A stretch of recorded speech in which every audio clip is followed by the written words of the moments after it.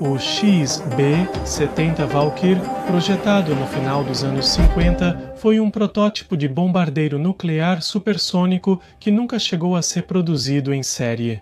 O XB-70 Valkyr, com seus 6 motores, era capaz de atingir a impressionante velocidade de Mach 3 a 21 mil metros de altitude. Nessas velocidades, esperava-se que ele fosse praticamente imune aos aviões interceptadores, a única arma eficaz contra bombardeiros naquela época. Mas por que não foi produzido em série? Vamos ver isso em um novo vídeo da Aeropedia do Mundo da Aviação.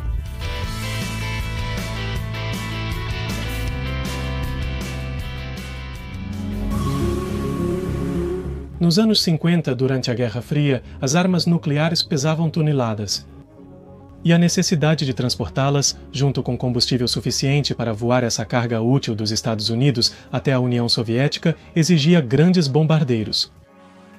A Força Aérea dos Estados Unidos emitiu em 1955 um requisito para um novo bombardeiro, juntando a carga do B-52 Stratofortress ao alcance intercontinental e a velocidade Mach 2 do Convair B-58 Hustler, avião que já abordamos em vídeo, links no canto superior direito.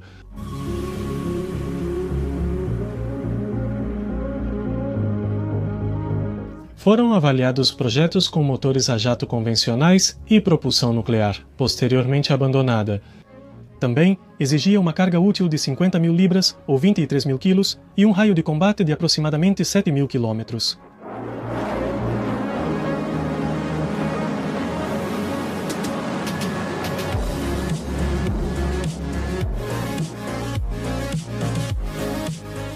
Boeing e North American Aviation apresentaram propostas. As duas empresas haviam apresentado projetos tão grandes que foram descartados.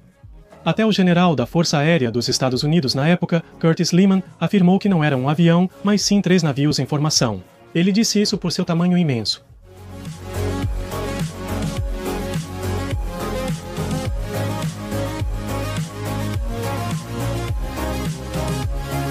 Retornando ao design e adotando os conceitos de Allen Delta, como no F-102 e B-58 Hustler.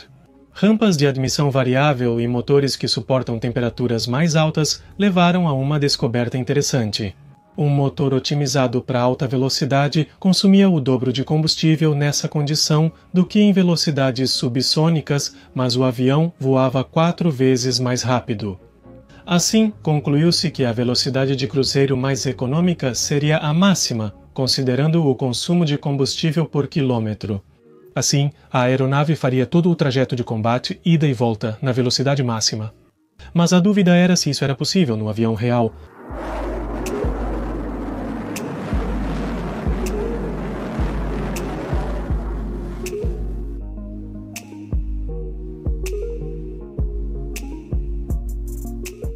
Tanto a North American quanto a Boeing voltaram com novos projetos, com fuselagens muito longas e grandes asas em delta, capazes de voar a Mach 3 durante toda a missão. Mas a North American propôs um design inovador, onde as extremidades das asas podiam ser acionadas hidraulicamente para baixá-las e melhorar as características de estabilidade durante os voos em velocidades supersônicas a grande altitude com ângulo nas asas de até 65 graus. Isso também permitia maior uso do efeito de sustentação por compressão, direcionando a onda de choque supersônica entre as pontas das asas e a superfície inferior plana do avião, aumentando a sustentação em até 30%.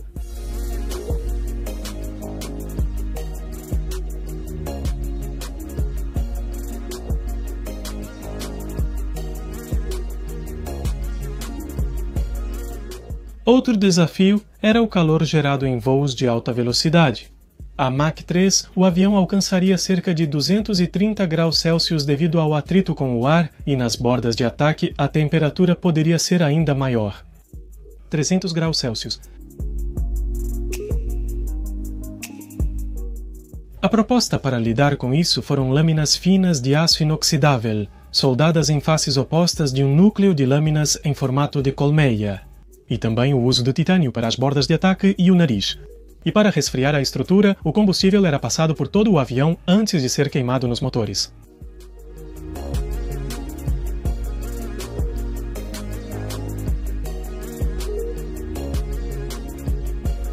Em 23 de dezembro de 1957, a North American Aviation venceu o concurso para construir 2 protótipos.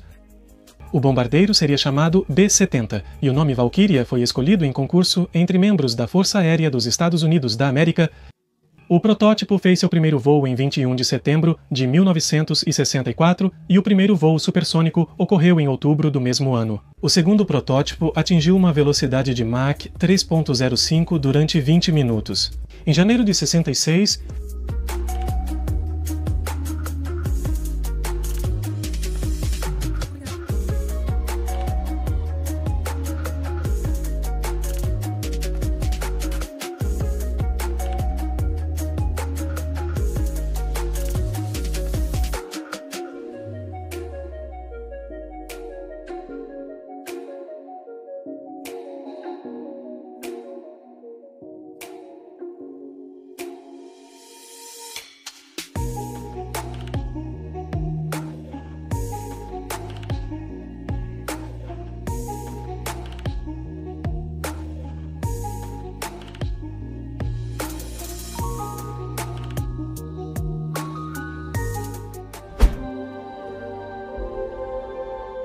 (8 de junho de 66), o XB-70. A número 2 estava em formação fechada com 4 aviões, um F-4 Phantom, um F-5, um Talon 38 e um F-104 Starfighter.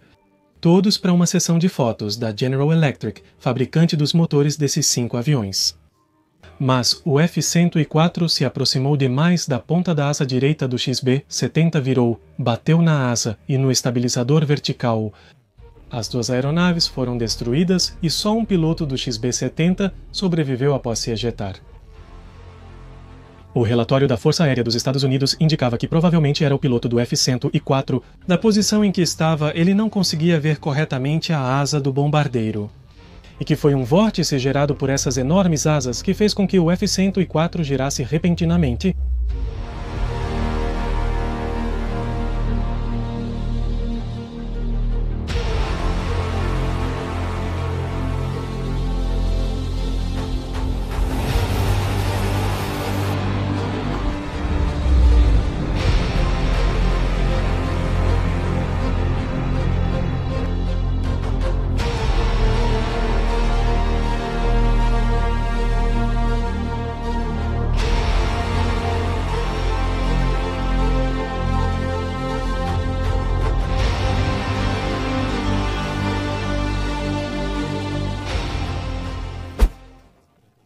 Bombardeiro estratégico supersônico em delta com canards, tinha um peso máximo de decolagem de 246 toneladas e um alcance de combate de 6.899 km.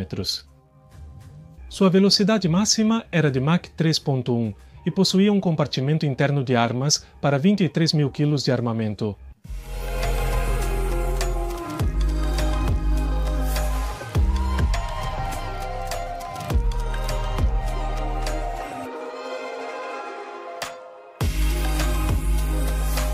Na fuselagem, atrás da cabine, ficavam as aletas canard, que garantiam ao avião bom desempenho em baixa velocidade. Ajudava a levantá-lo na decolagem e estabilizá-lo no pouso.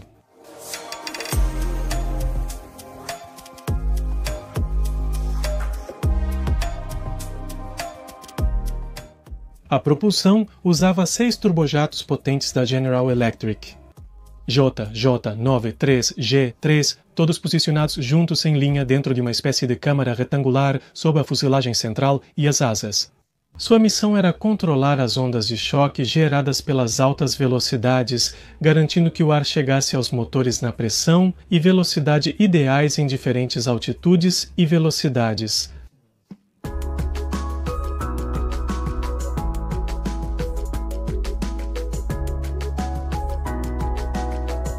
Quando essa aeronave foi desenvolvida, era uma época em que apenas 2 armas eram eficazes contra bombardeiros: aviões interceptadores e artilharia antiaérea. Voar mais alto e rápido dificultava o trabalho deles. Mas a introdução dos primeiros mísseis antiaéreos eficazes pela União Soviética no final da década de 1950 mudou esse cenário drasticamente. A doutrina militar já estava deixando de lado o bombardeiro supersônico em grande altitude e priorizando a penetração em baixa altitude no território inimigo.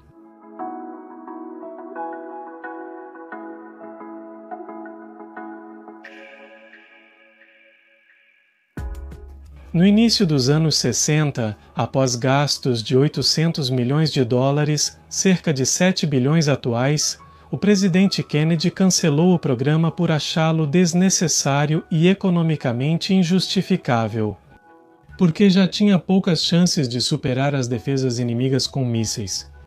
Dados de voo, testes e aprendizados foram usados em projetos como o SR-71 Blackbird e o BE-1 Lancer.